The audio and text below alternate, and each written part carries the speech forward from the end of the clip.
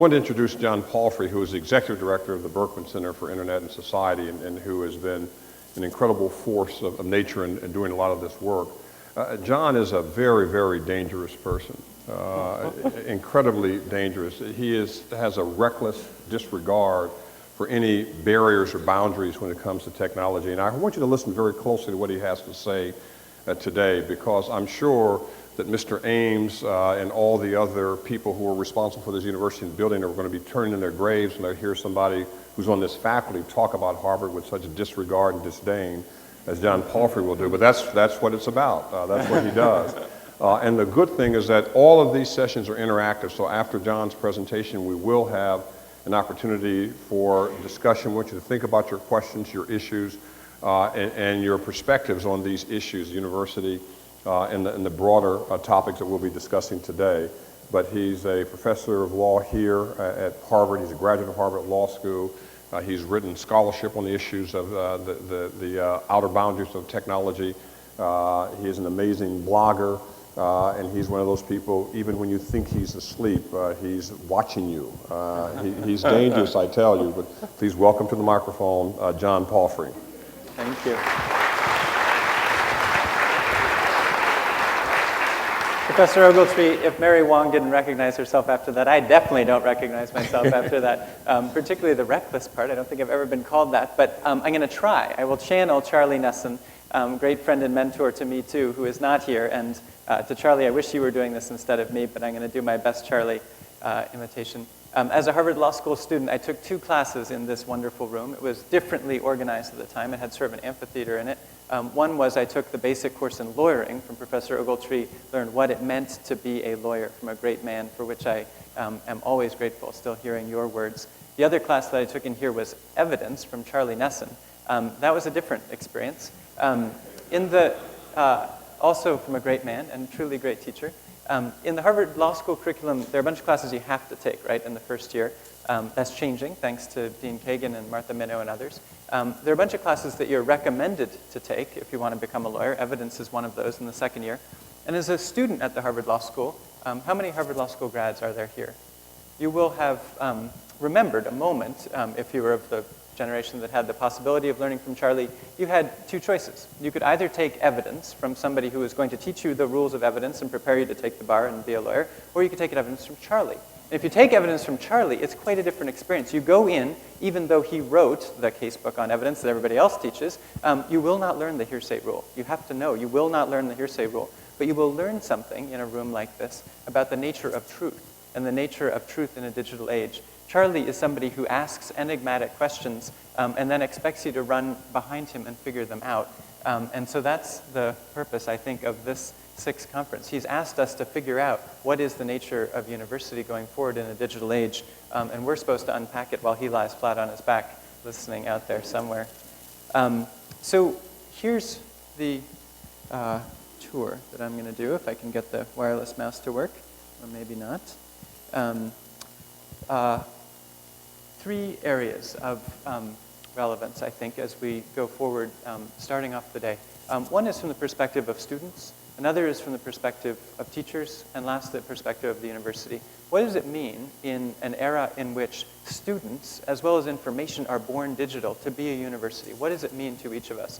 Charlie uses as a teaching mechanism the Necker cube. It's this turning, spinning thing that when you look at it from one angle, it looks one way, and from the other, another. And so we'll start off by looking at this digital age from the perspective of students first, from the perspective next of teachers, and then last from the perspective of the university itself, and hopefully end with some hard questions. And there is an hour for this session. If I go anywhere near an hour, I hope Colin Reinsmith or somebody will pull the plug, and we'll start talking together about it.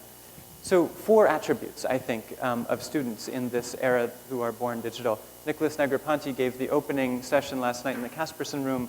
He wrote a book 10 years ago called Being Digital. And the idea was, in an era in which information and everything is bits, not atoms, we all have to learn to be digital. The big change that I think we see today, 10 years later, is that it's not about being digital, it's about students who were born digital. It's quite a different generation, even a half generation later. I think every generation thinks that it was the rock and roll generation before and now we're something else, but I think this is a profound difference, the generation born digital compared to the generation that has learned to be digital. I think there are 4 relevant traits of the digital natives that we're talking about. This crowd of people relate to information incredibly differently. This crowd of information is always on. It's always got some digital device attached to them in some ways, always focused somehow on the converged environment of digital media. I think this means a great deal for us as a university to think about what it means to teach a generation of digital natives as they enter the academy.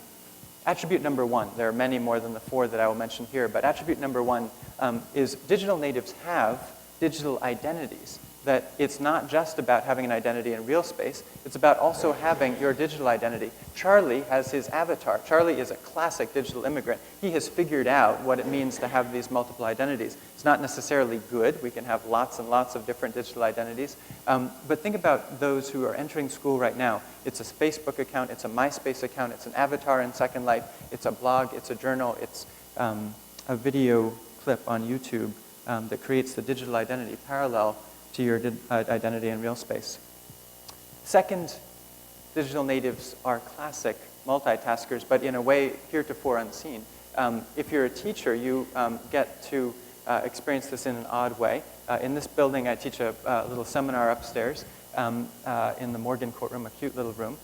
And for the last several years, every single student has had a laptop in front of them. That is a huge difference from previous generations of teaching somebody. The Socratic method in this great room is ordinarily Elizabeth Warren, a great contracts professor, turning to Professor Ogletree and say, Mr. Ogletree, please stand and state the facts of the Harry Hand case. It's quite a different matter when, in fact, everybody has a laptop in front of them, and all of a sudden you're talking about something important like democracy or somebody who's died in a case, and you'll hear laughing out there among digital natives, and you'll wonder, what are they laughing at? And of course, it's an IM conversation. Everybody's got multiple IM screens going while you are teaching them. Not necessarily a good thing, but plainly something we have to come to grips with.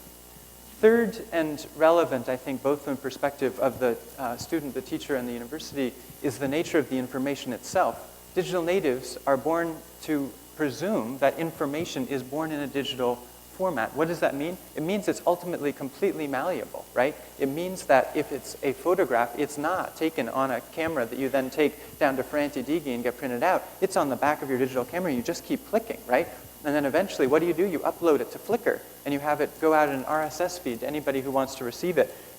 In the video context, it's not Hollywood necessarily, where you have to go to a place. It's the video that you take with your cell phone, or the video that you take and edit with a fancier camera and upload to YouTube, and then somebody makes $1.6 billion selling that technology and the stuff you created to somebody else.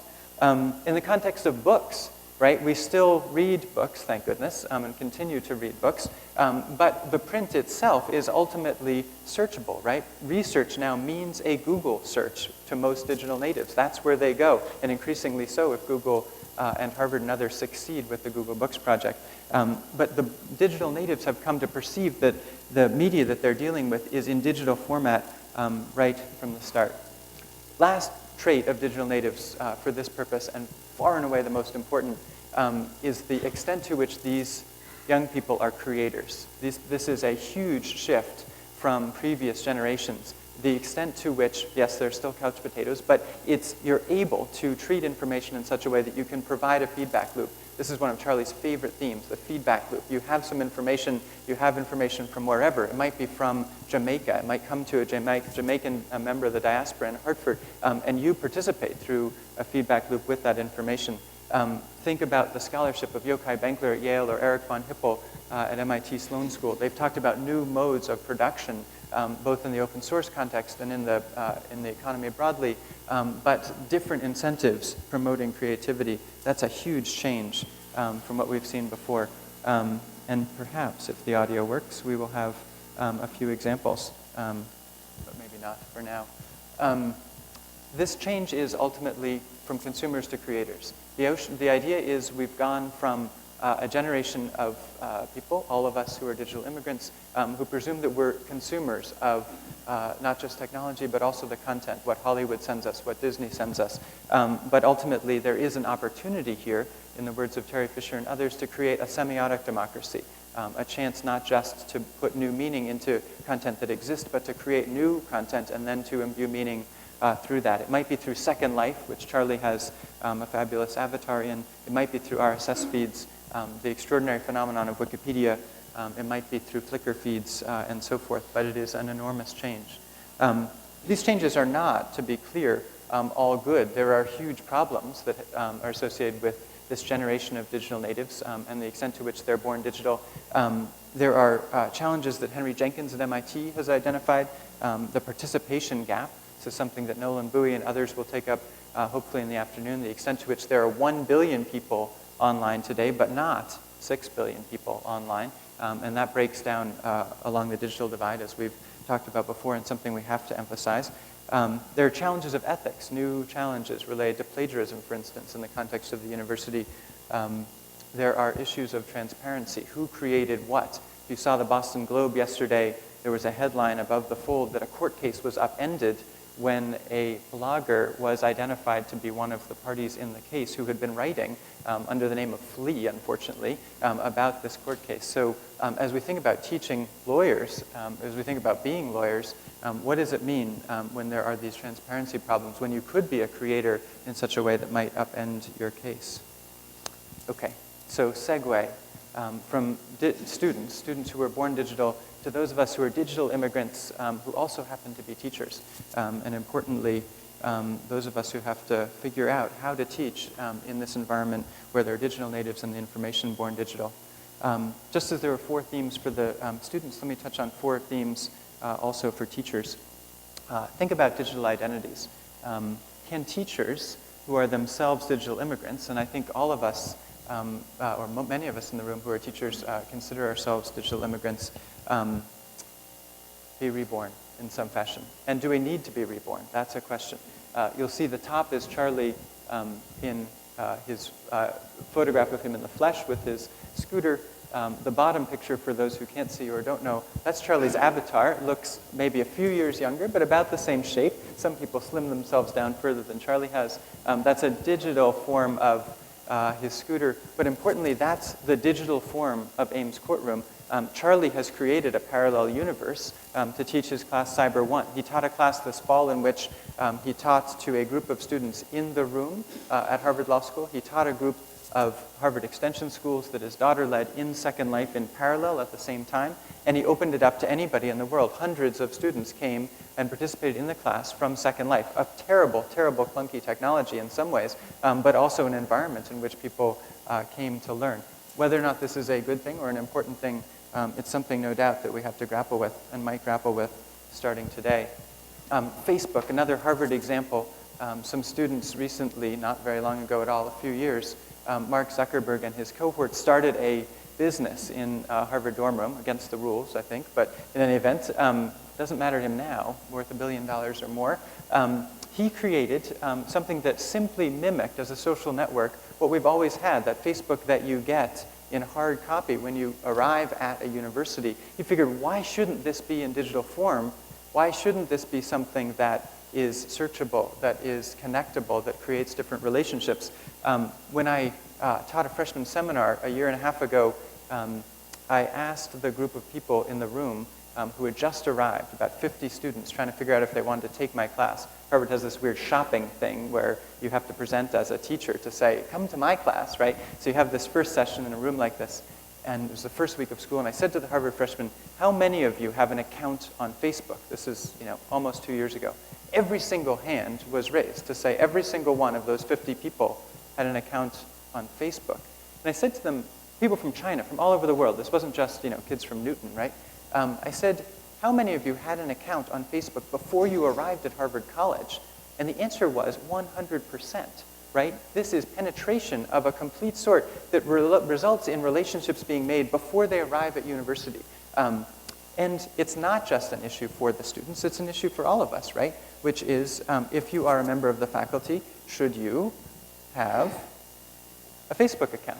right? I did not have a Facebook account for some time. I resisted this, but I was goaded into it by this freshman seminar after I had used this example, of course. So I put myself up there. I would put somebody else up there, but I was worried about the privacy implications. I haven't worried too much about those who have identified themselves as my friend, I suppose.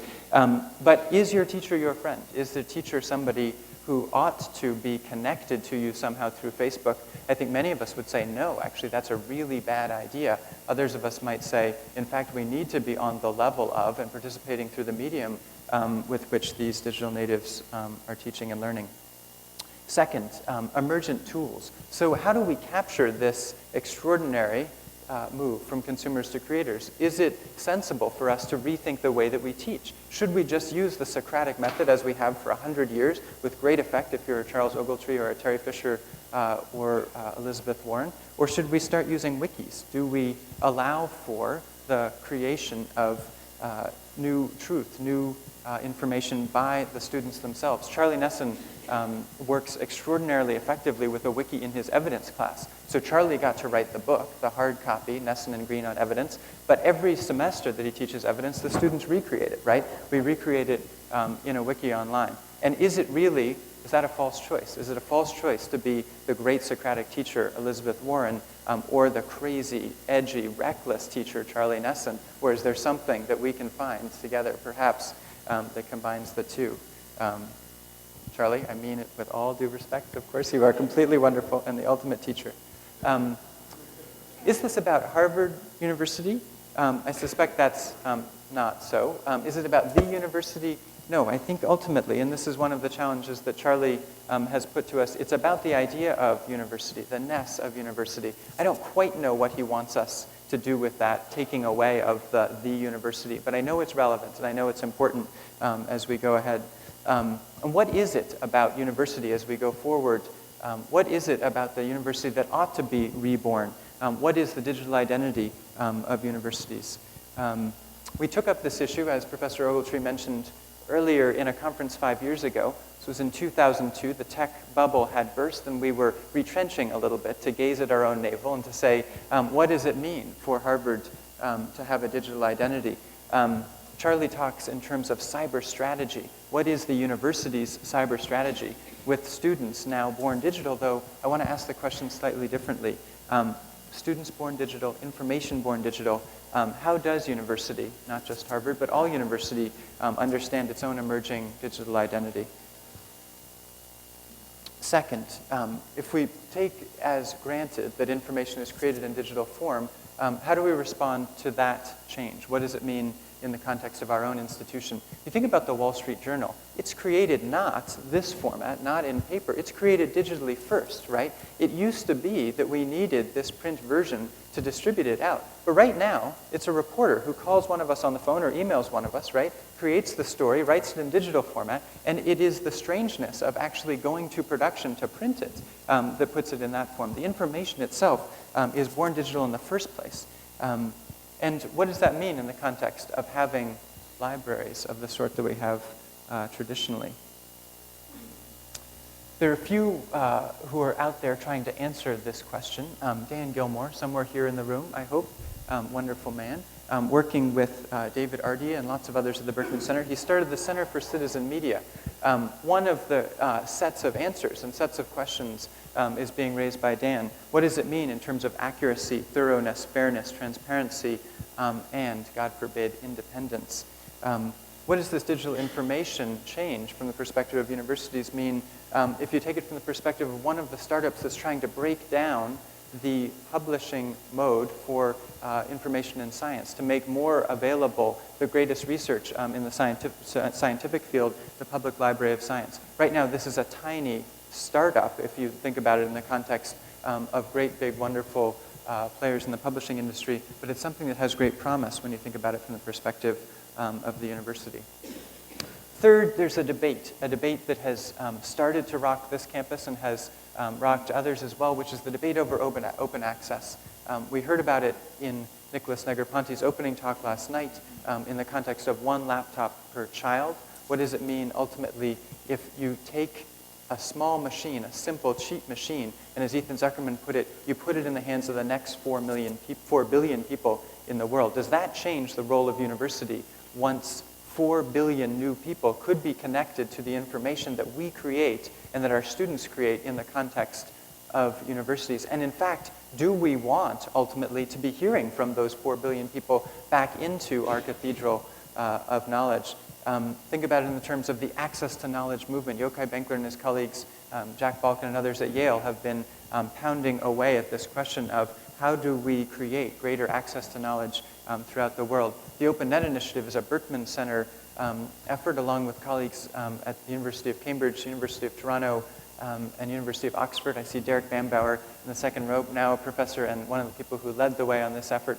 This is looking at the extent to which, against the backdrop of all of this great new information and all of these 4 billion new people hoping to get Nicholas Negroponte's laptop, as states crack down on this, states seek to block the access that the students and others might have to the internet. Where is the university's role in this from the perspective of freedom of access to information and freedom of expression? And fundamentally, what is the university when it comes to its own nature? If you think about the way we've created university, we've created them as cathedrals, right? This is the front of a great local university. This is the way you see it from the inside. Plainly, we've chosen cathedral, right? We've created a citadel to knowledge, cities on the hill in the form of universities.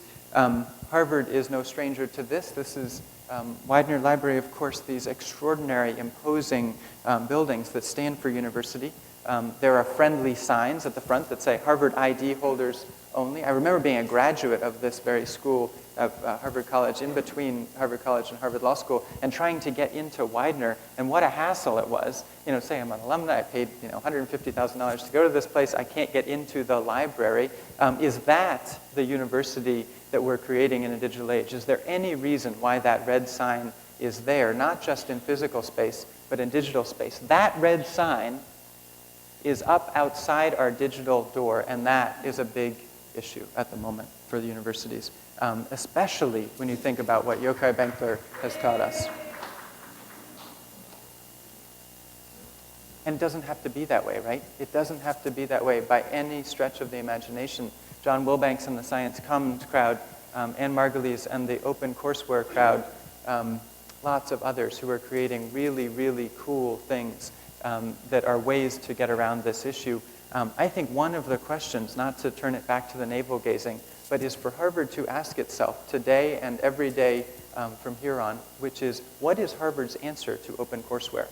We don't have one, right? We have wonderful experiments, but we have no big, huge, fabulous response, or much less a big, fabulous complementary effort to what MIT has stepped forward to do with OpenCourseWare. Let's figure it out, Harvard, but let's figure it out, Cornell, too. I see Tracy Matrano, a great leader in this space, sitting here. She and others could join together, and no doubt is in many ways, to get this sort of thing going. Okay, so we've looked at it from the perspective of the student, from the perspective of teachers, from the perspective of the university. As we go forward today in the workshop format that will come, what are the hard questions that we're presented with? One of the cool things about this conference, if you didn't go to is2k7.org, I urge you to do so from your laptops right now. Those of you who are digital immigrants or digital natives, log on and you will see a series of questions. This is a great idea that Charlie had, which was put up a tool that allowed people to ask questions in the 6 months leading up to the conference. It teed up a series of questions that we want to talk about today, and people got to vote on it. 7,000 votes were cast in favor of what are the most important questions. I pull upon some of them here, but urge you to look at what we all created as well. So here's one. We are very grateful to the sponsors of this conference, one of which is Reed Elsevier, a key player in this business, no doubt, somebody with a stake in the game, but also a place at the table in talking about this future. But also Google. What is the relationship between the university and corporations like Google? We create a fabulous opportunity in the context of this deal that Harvard and other libraries have struck, that Sid Verba and others have championed here. But what is the proper relationship between the university and these corporations as we go forward in this digital age? Should we be striking exclusive deals with Google? Should we be striking non-exclusive deals with Google? I don't even know what the deal is necessarily, but what is that relationship? When you have digital natives who are downloading and uploading music with absolute, complete, utter disregard for intellectual property law, which we know from survey after survey, what, in fact, is the proper role of the university in responding to those cease and desist letters that come by the thousands to our digital doorstep? And now when those letters have changed, not from cease and desist letters telling people to stop what they're doing, but to pre-litigation letters, is it the job of the university to be the handmaiden of the recording industry and deliver them to the literal doorstep of our students? Or should we do something else? Should we say no? Should we fight back? Should we be impish? And what is the right thing by our students and by our own broad mission? Second, and one that I suspect is inside baseball for some, but to me seems really, really important. I'm obsessed with librarians. I think librarians are the best. Librarians just rock in all of the political battles relevant to internet. Librarians are just awesome.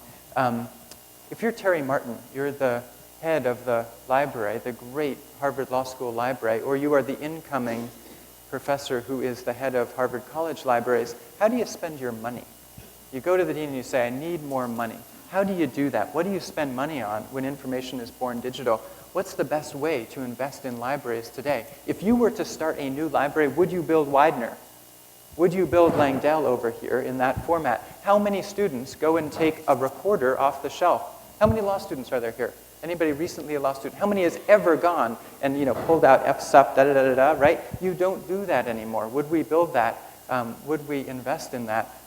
Or do we still need some version of the cathedral in which to house it? How should we think about it? I think there's a parallel problem as Professor Martin and others invest not just in books, but in digital services, things that allow us to have access to knowledge in some context for some period of time by virtue of a subscription. If there's not a for sale doctrine in digital works, Tony Rees and others have written on this topic, what does that mean about paying for subscriptions? So if Terry Martin spends a large amount of the library's budget each year giving us access to fabulous subscription services, and the minute that the university's endowment goes down and his spend goes down, do we not anymore have access to all of that which we were giving our students access if there's not a digital for sale doctrine? You don't buy the book and stick it on the shelf, right? You don't necessarily have access on an ongoing basis. Does that change in any way how you invest in a digital age? There are, with gratitude, several people in the room who are funders in this space. The Mellon Foundation, Omidyar Network, Hewlett, the Knight Foundation, MacArthur, fabulous foundations. What is the role, ultimately, of philanthropy in the context of funding and sustaining the generation of new knowledge, when the generators of knowledge could be those of us in the cathedral, but when there is a whole lot out there in the bazaar? What would you do if you were John Bracken at the MacArthur Foundation, who had the charge of figuring out this new media thing and figuring out how do you invest in this? And is it about business models? Is the answer actually not to look to John Bracken at the MacArthur Foundation or somebody at Omidyar Network, but rather to look to Google?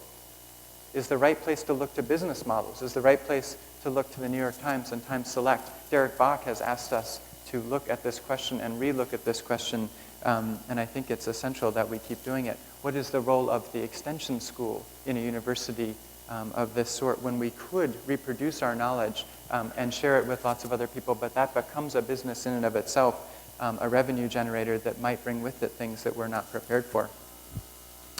I told you I was obsessed with librarians. This is just sneaking in one more librarian comment.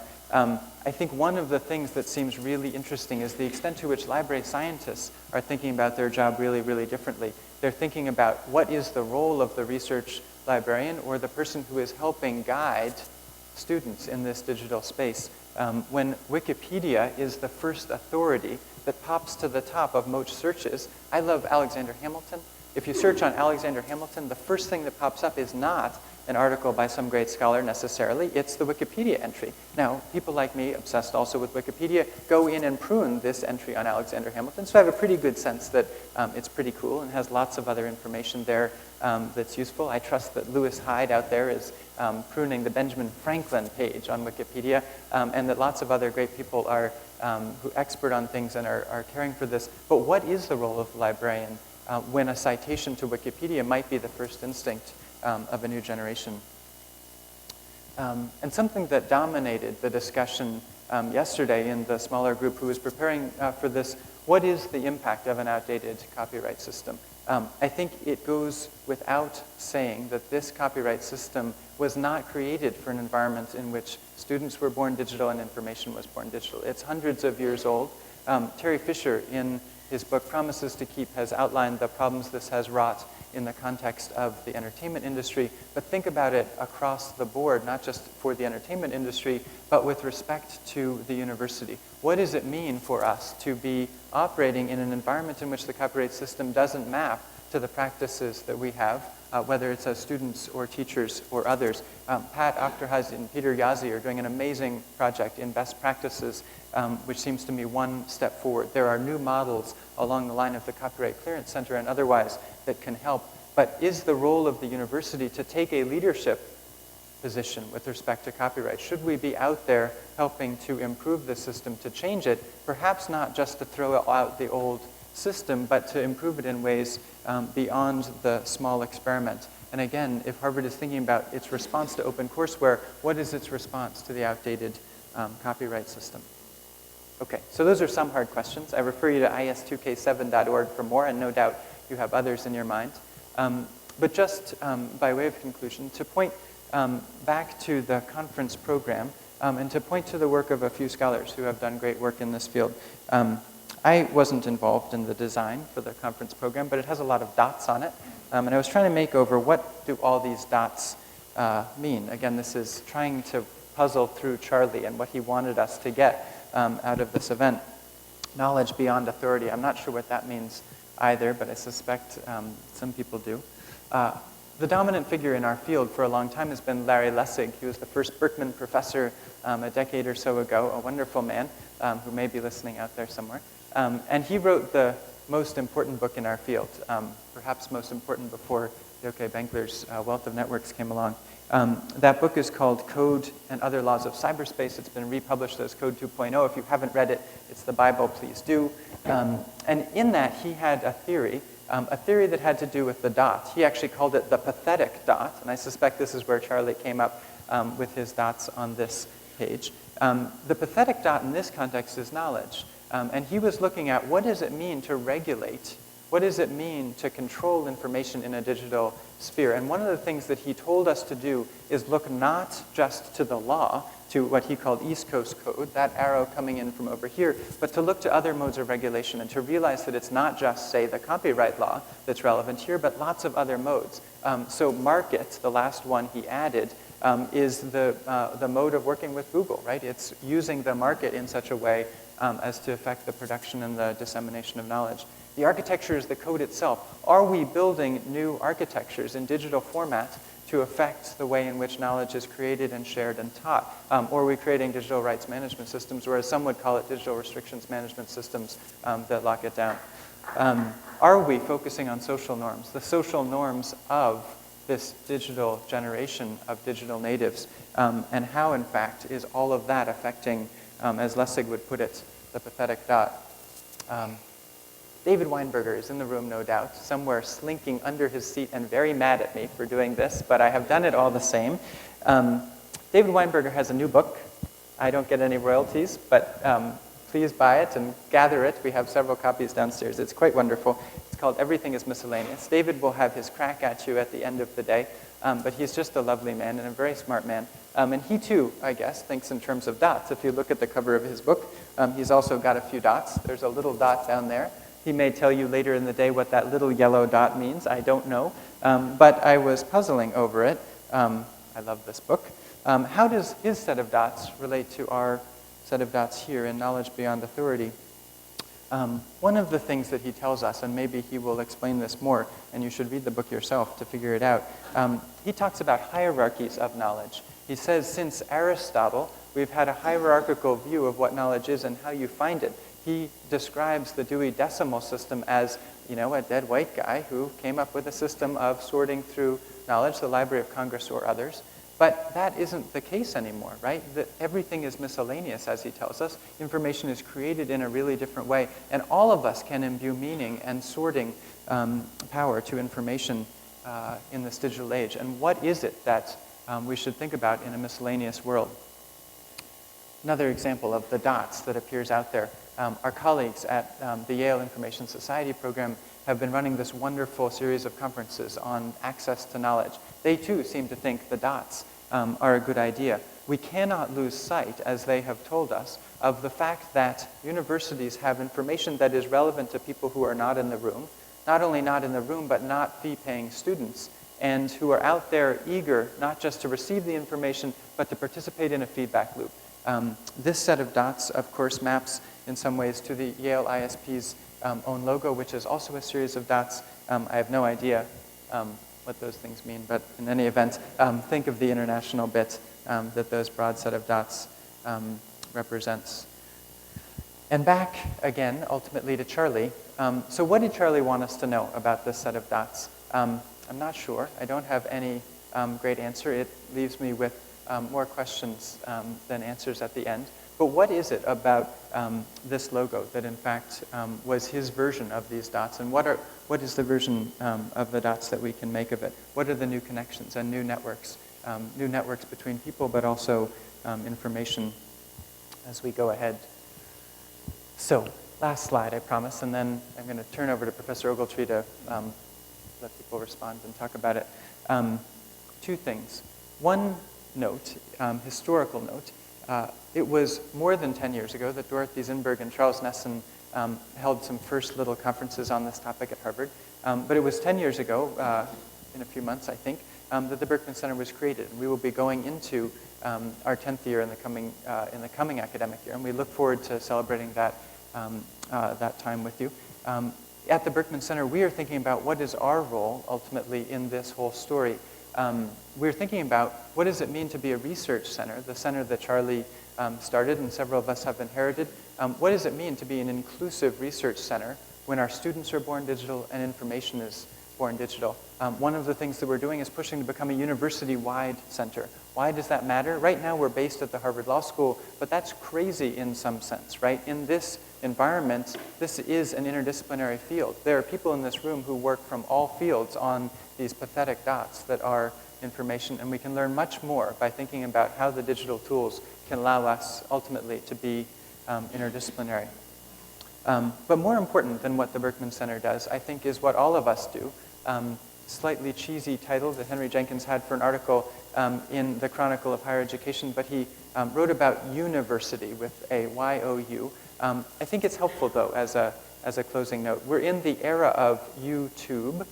We're in the era of a time in which Time Magazine has made you the person of the year last year. Why was that so? It's because we're all participating in a digital revolution that I think is just gearing up, that's just getting started, and which is empowering more people to participate in more ways, in more democracies, and in more institutions in the creation of knowledge than ever before. And I think the closing note of this talk, but the opening note to the conference, is really to say, what are all of us going to do with this opportunity to recreate what it means to be university? There's a lot to be cherished, there's a lot to be celebrated, there's a lot to be preserved, but there is so much more to be done.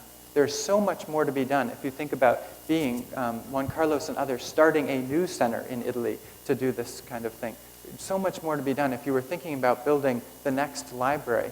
And ultimately, without having to put any bricks and mortar down at all, what does it mean to make a university be reborn? And how do all of us participate in doing that in a way that is much more inclusive and much more taking advantage of the opportunities that this technology creates than we've ever done before?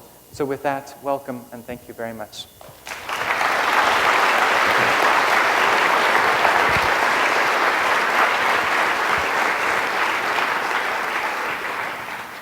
Great job.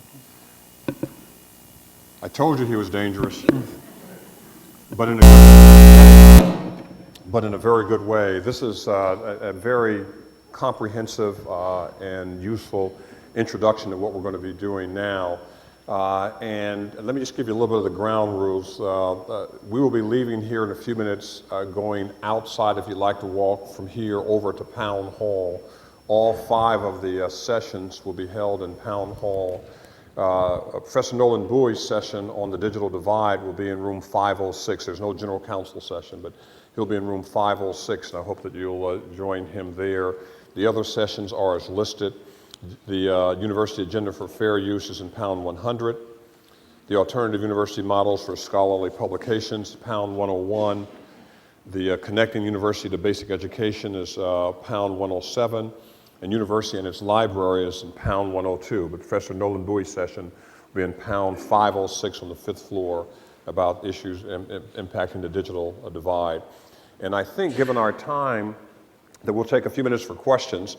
And then I think that you can go over, there will be refreshments, water, coffee, other things. I think that you might go up to your rooms at 10:45 instead of 11. That'll give you 2 hours, 2 hours to engage and talk and reflect. There will be boxed lunches on the first floor at 12:45. You can pick up your boxed lunches, continue your discussions, walk around the campus. And then the afternoon sessions, as listed, will start at 1:45 until 3:30. And then we'll take a break. We'll come back here to do an overview and analysis of what's going on. Now, downstairs, there are some students. They are not watching this on the internet. They are preparing to take the bar exam. You never know that they're actually not watching this. It's Barbary, after all, right? This is not your class. I hope they are not IMing when they're trying to become lawyers, but you never know. This is Harvard University.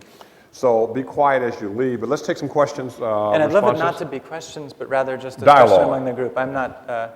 And there's a microphone here. Yeah, do we have microphone passers? Who wants the first comment in the plenary session? It was that good, huh? No comments. Ethan? We're going to put me on the spot, huh? Yeah, well, somebody's got to do it. Okay.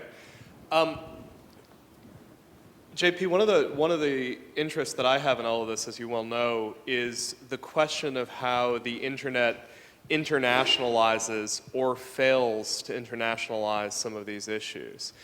I think one of the most interesting possibilities out of this about becoming a digital university, a university where it's theoretically possible for anyone to participate, is this idea that there's a great deal associated with what we think of as Harvard that suddenly becomes a great deal less exclusive when we're suddenly sharing this courtroom, whether it's in Second Life or whether it's in cyberspace, with potentially billions of other people.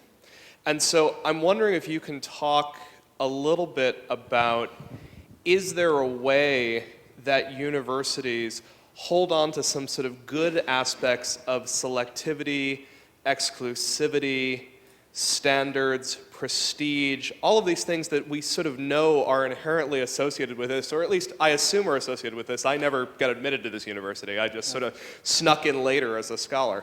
But how does that work in a context where this university could theoretically be open to 1 billion kids with laptops? I wonder if I'd rather not answer any questions, but rather give it to others who have thoughts on this score. Awesome. All right, Zach. So I dropped out of high school, and I wandered through various jobs, trained as a cook, did all these things. I ran into IT, and I found some various materials from MIT's OpenCourseWare. And this was like a light coming on. It was wonderful stuff. The structure and interpretation of computer programs, MIT's classic introductory computer science program, great stuff for me. However, MIT would never have let me in the door. They didn't lose any exclusivity by sharing their information. In fact, they probably gained a better reputation by choosing to share.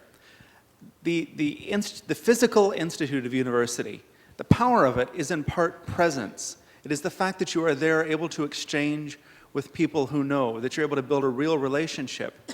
Sharing knowledge, having thousands or hundreds of thousands of virtual students doesn't really change that physical presence. That's incredibly powerful and just can't be replaced, not now. Other comments? There must be dissenters in the room from the Harvard community because we haven't really done that much in response, right?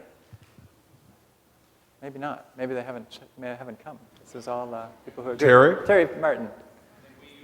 Hold on, it's coming. We've got lots of digital distance people for you to talk to. My understanding is that more Harvard people use the open courseware system than MIT people do. Well, that's a good thing. So why do we need to develop one? Another question. Why indeed, right? You said that it was bad to have a Harvard ID in front of digital Harvard. And yet you're taking money from Reed Elsevier, who I give several $1,000s a year to. I suspect several is a large version of several.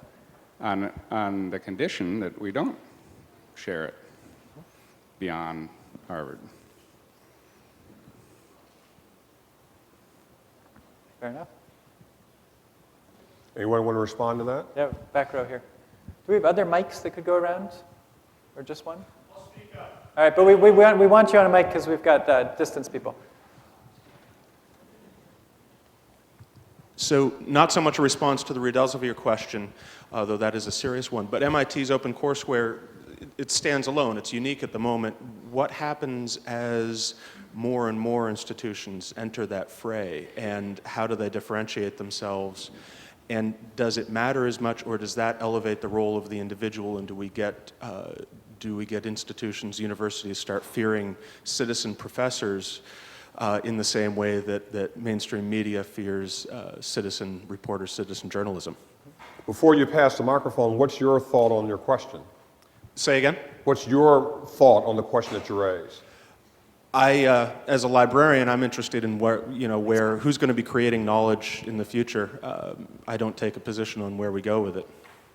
Okay. Some questions up front. It's going Here's to the take a moment microphone. to come on. It's not going to work. You'll get next one. Can we pass to somebody with that mic, please? Sorry, it'll take. You're on. One of the She's things. not actually. I don't She's know. on. Oh, This she's is okay. actually Yeah. on, Please. yes. One of the issues in the Closer. courseware is that one of the big effects is on small universities around the world, small colleges, schools, where it's the instructors who use the open courseware, and this has an enormous impact. It's not just citizens, professors, people in their homes in Newton that are using it. Comment over on the left side. At the end of your time at one of these major universities, you get two very different rewards. On the one hand, you've gained, hopefully, a body of knowledge. One And hope. then the other, you get a sheepskin.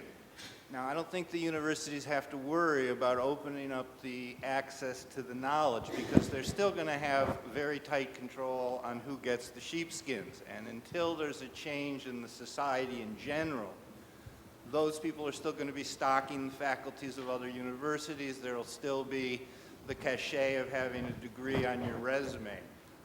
And so those are very different kinds of rewards that one gets for affiliation with a university, and I don't think they're necessarily in conflict. I think it's a great point. Would you mind passing the mic to Professor Terry Fisher right there in front of you to put him on the spot? In IS2K2, Terry Fisher moderated a panel which was talking about, among other things, the brand of university. And he had a lively dialogue among people here. And there was not necessarily consensus that we should do this sort of thing for not necessarily reasons of control, but reasons of brand. And Terry summed up at the end of that with the line that I will never forget, which was, yes, doing this will dilute Harvard's brand, and yes, we should do it anyway. I wonder if you might build on that conversation, and perhaps reflecting 5 years later, do you see it any differently?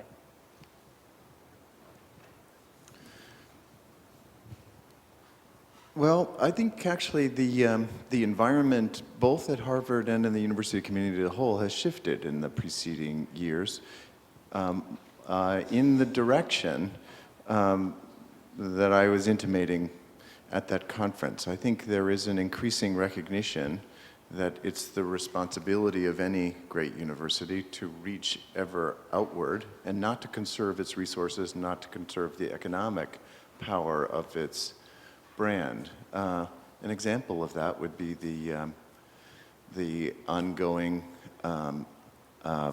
Google book search system, in which not just Harvard but several other major research universities are deliberately forfeiting what you might think of as their comparative advantage in harboring the greatest collections of books in order to confer access to the same body of knowledge upon the world at large.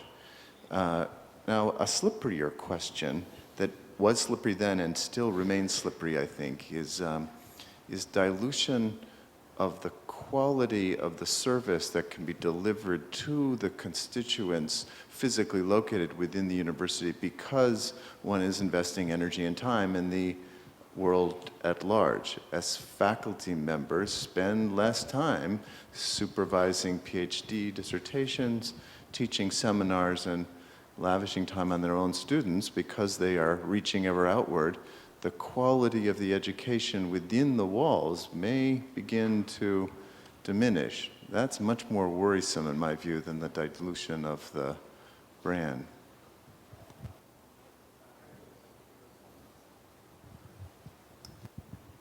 My question is there any evidence at all that MIT or Harvard has had any brand dilution as a result of anything they've done? I mean, Harvard has actually had a continuing education program that gives degrees at a very much reduced price, many often by courses taught by people like me, the same people who teach the courses during the day. That's been going on for 50 years or something like that. I personally sit on both sides of this because I'm a part of the gatekeeper. I'm a member of the Harvard College Admissions Committee, and you can go today and watch my entire spring term Harvard College course that these people go through this incredible screening process to get into. It's up there for free today if you want to watch it, but somehow people still keep applying to Harvard, and even though they could have even watched the course a year ago. So I just don't, it's not, I think we're kind of assuming there's going to be a brand dilution effect if we give all this stuff away, but there hasn't been the slightest bit of the beginning of an edge to that. And I guess one thing I would say in addition to the mere quality of the sheepskin, the quality of the sheepskin is associated with the quality of the people who get it. So the admissions processes at these universities are playing some kind of, however valid, at least widely recognized quality control mechanism. Question over here in the front. For those not in the room, that was Harry Lewis, who is not just a professor here, but a former dean of Harvard College. This is not anybody saying this, right? We'll go here and then back.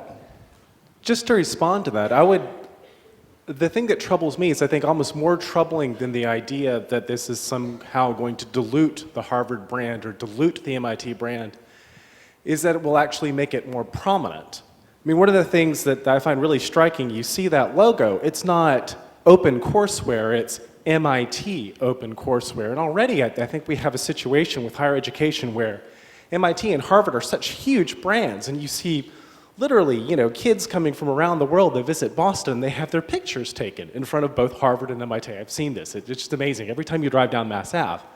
And so I think maybe we need those opening cathedrals this up, anyway for photographic purposes. Huh? Maybe we need those cathedrals anyway for photographic exactly, maybe purposes. so. But I think it expands the brand, it strengthens it. But I think the danger is it becomes almost as much of a marketing tool, a way of strengthening the brand for the purpose of strengthening the brand as much as it is for extending knowledge. All right, there's questions here and here and Nolan here. really wants it too. And Nolan, go ahead.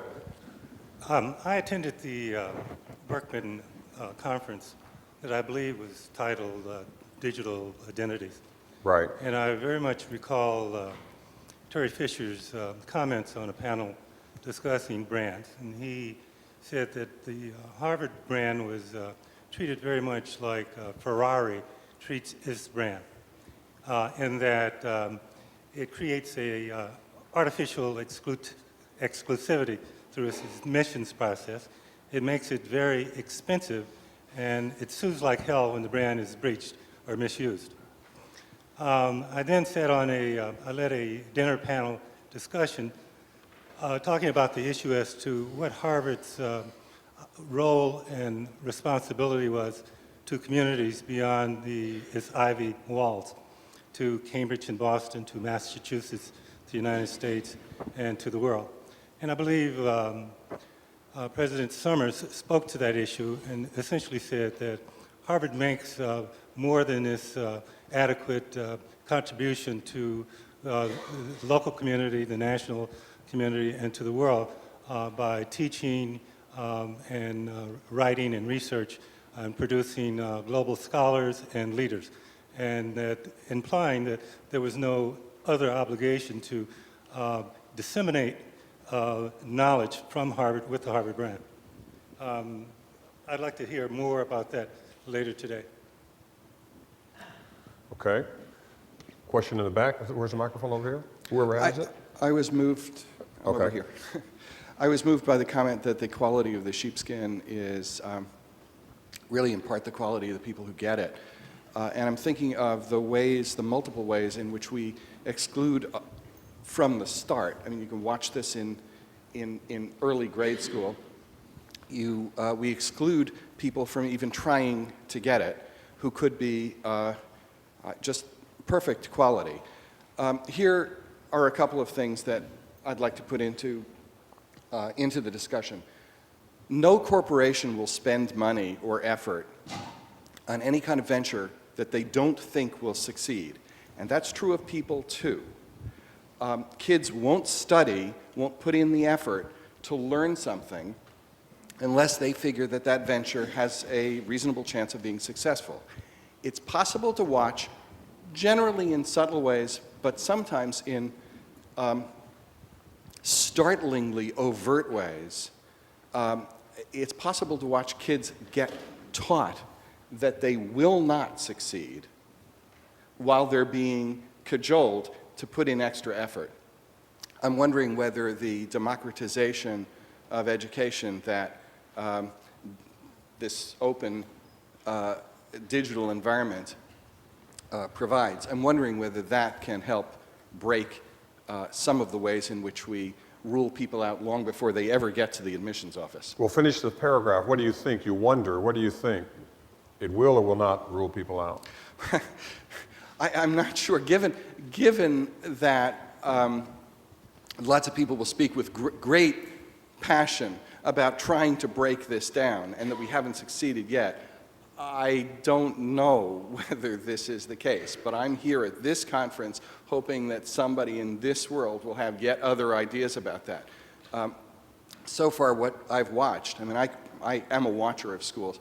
I will see people, not too many who are malevolent, but there are those too, but people who really see themselves as very benevolent, nonetheless preserving a system that automatically excludes kids from the start.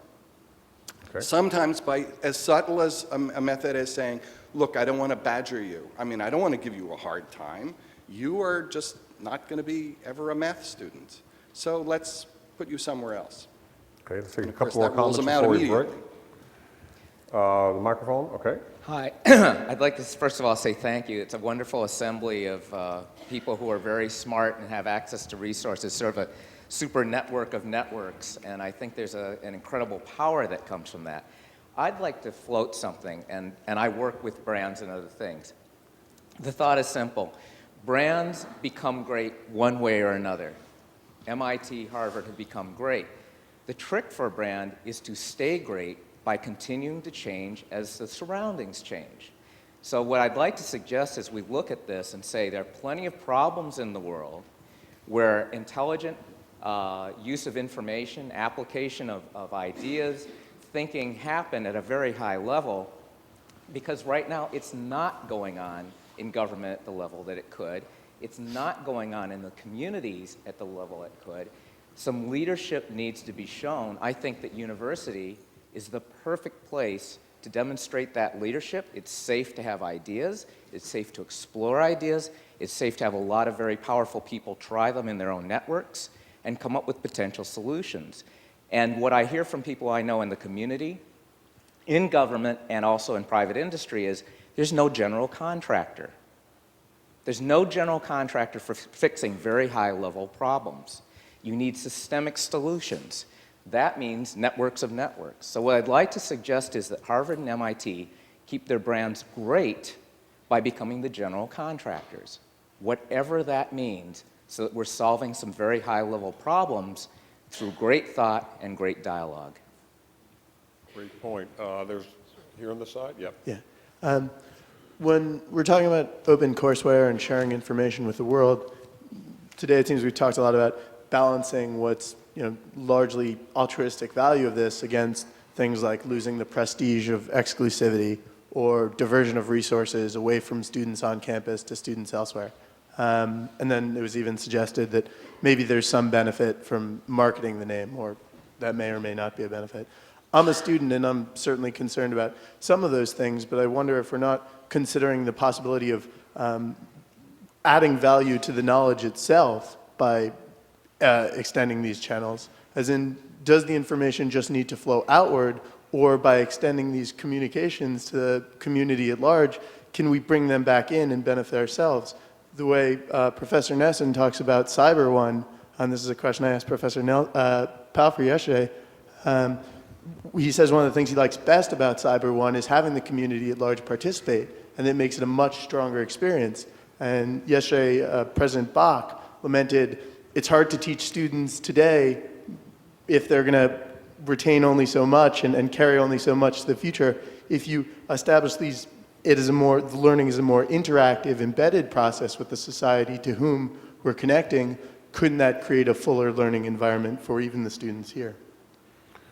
Thank you. We're going to just take two more questions. Let me just remind everyone here and those who are watching and following on the internet that we do have a question tool on our conference website as is2k7 that you can .org. You can go and post questions now and forever as a continuing dialogue. We'll take a couple more questions.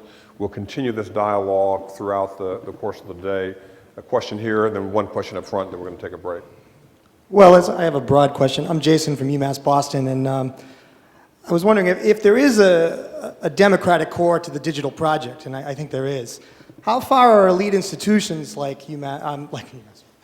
Harvard and MIT willing to allow themselves to be carried along with it? I mean, how far are you all willing to lose your eliteness?